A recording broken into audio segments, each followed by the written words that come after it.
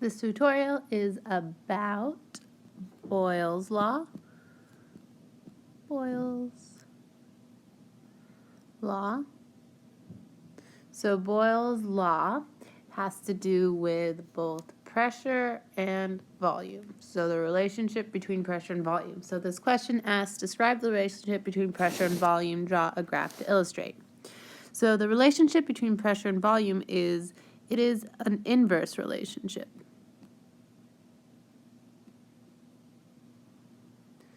That is because if you increase volume, there is more room for the gas molecules to move around, and therefore their collisions against the container decrease. And because pressure is the force exerted on the container, the pressure goes down.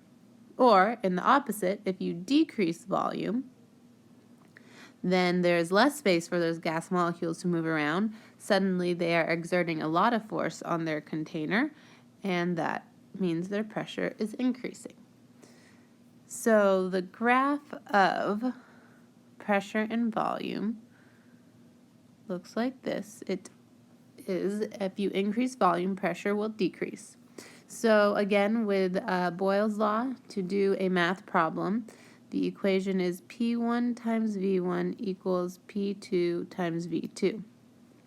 So let's say that you have an original pressure of 2 atm and you have a volume of 2 liters, and you're trying to figure out what volume you would need to put that gas in to reduce the pressure to 1 atmosphere.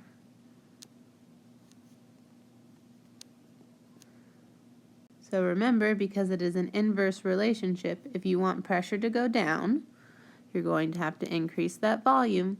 So when we do the math, we will see that because we do 2 times 2 divided by 1. So our volume 2 would be 4 liters. And that makes sense because if you increase volume, that causes a decrease in pressure.